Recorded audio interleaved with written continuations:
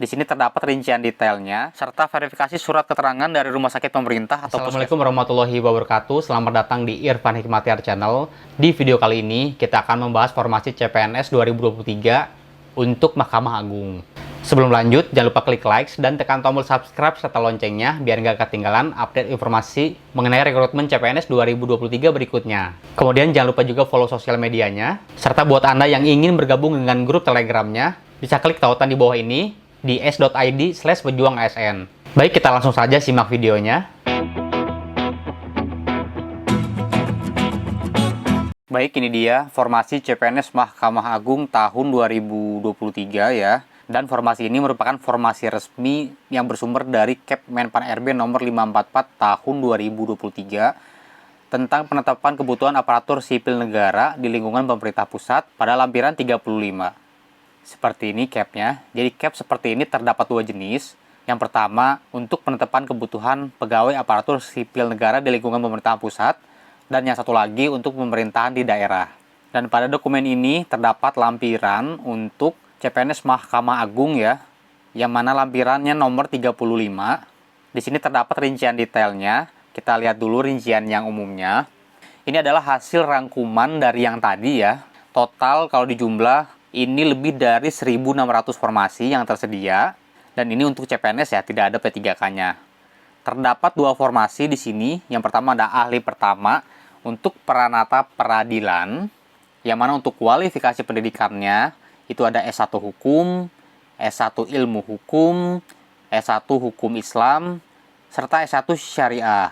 Kemudian di formasi kedua ada Kleker Analis Perkara, sejumlah 1.643 formasi dengan kualifikasi pendidikan S1 Hukum, S1 Hukum Bisnis, S1 Hukum dan Kewarganegaraan, S1 Hukum Islam, Konsentrasi Studi Politik dan Pemerintahan, S1 Hukum Kebijakan Publik, S1 Hukum Keluarga, S1 Hukum Keperdataan, S1 Hukum Otonomi Daerah, S1 Hukum Pidana Ekonomi, S1 Hukum Syariah, serta S1 Muamalat Jinayat.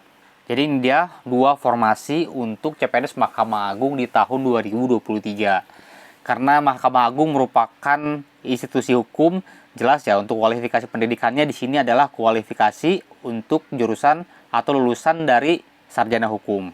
Oh iya, sebelum lanjut, buat kamu yang mau daftar CPNS dan ingin persiapan tapi belum tahu caranya, aku rekomendasikan bimbel online Jadi ASN. Menurutku ini merupakan bimbel CPNS terbaik sejauh ini. Ada materi belajar, soal latihan, simulasi, maupun live class CPNS. Bisa di-download melalui Play Store maupun App Store, atau di web app jadiasn.id. Dan jangan lupa gunakan kode ini untuk mendapatkan diskonnya. Nah, kalau kita lihat di sini pada dokumen pengumuman CPNS Mahkamah Agung tahun 2021, ini kita lihat untuk jabatan yang ada ini analis perkara peradilan, analis perencanaan evaluasi, pengelola perkara, dan juga pengelola BMN sebelah sini. Ini nggak ada ya yang formasinya sama dengan yang tadi, yang tahun 2023. Kemudian kita lihat di sini untuk Mahkamah Agung ya, kriteria pelamarnya. Pada poin A disebutkan, penetapan kebutuhan umum merupakan pelamar lulusan perguruan tinggi yang memenuhi kualifikasi pendidikan dan persyaratan sebagaimana dalam pengumuman ini. Kemudian untuk penetapan kebutuhan khusus terdiri dari putra-putri lulusan terbaik berpredikat cum laude. Kemudian ada penyandang disabilitas, serta ada putra atau putri Papua dan Papua Barat. Jadi di setiap rekrutmen CPNS itu akan terdiri dari dua ini ya, kebutuhan umum dan kebutuhan khusus. Dan khusus ini terbagi lagi menjadi tiga, yaitu untuk yang cum laude, disabilitas, serta yang Papua atau Papua Barat. Kemudian kita lihat persyaratannya. Di sini ada persyaratan umum CPNS ya.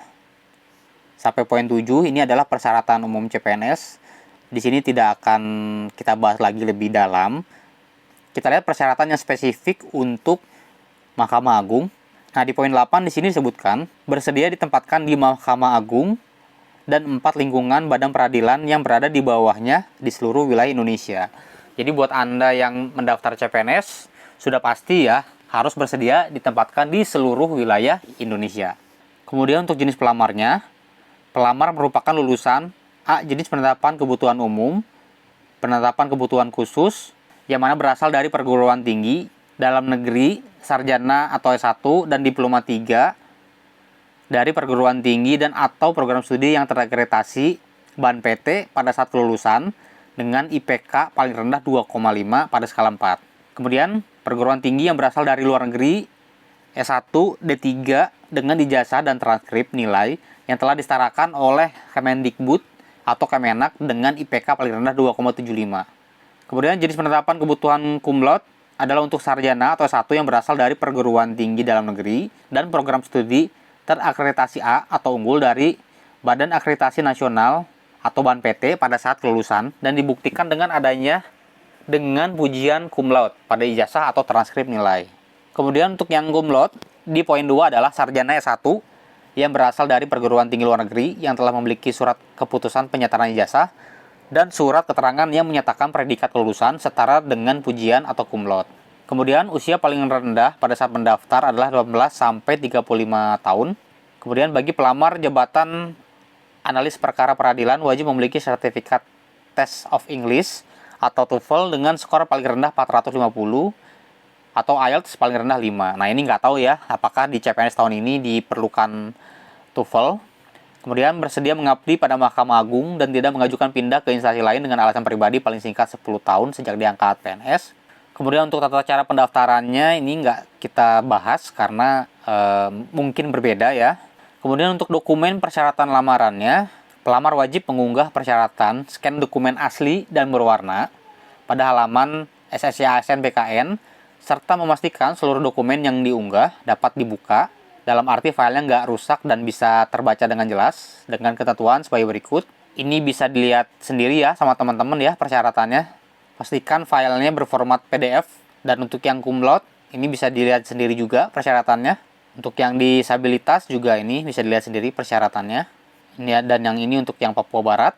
Kemudian untuk tahapan seleksinya terdiri dari seleksi administrasi dan juga seleksi kompetensi dasar serta kompetensi bidang. Untuk yang SKD ini bobotnya 40%, SKB-nya 60%. Pada saat seleksi administrasi, ini seleksinya berupa verifikasi dokumen, serta verifikasi surat keterangan dari rumah sakit pemerintah atau puskesmas yang menerangkan kesesuaian jenis dan derajat kedisabilitasannya, serta video yang menunjukkan kegiatan sehari-hari dalam menjalankan aktivitas secara mandiri sesuai jabatan yang akan dilamar. Kemudian di poin B, seleksi kompetensi dasarnya dengan bobot 40% ya, dengan sistem CAT, serta SKB-nya bobot 60%. Ini terbagi menjadi 2 jenis SKB berdasarkan jabatan yang akan dilamarnya.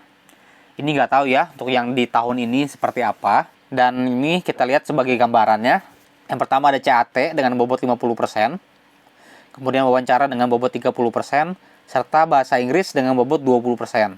Kemudian untuk jabatan yang ini, yang satu lagi hanya menggunakan CAT dengan bobot 100%. Jadi nggak ada tes tambahannya yang B sama C di sini. Untuk jabatan yang ini sebagai contoh ya. Kemudian lokasi pelaksanaan tahapan SKD dilaksanakan pada 35 wilayah di Indonesia.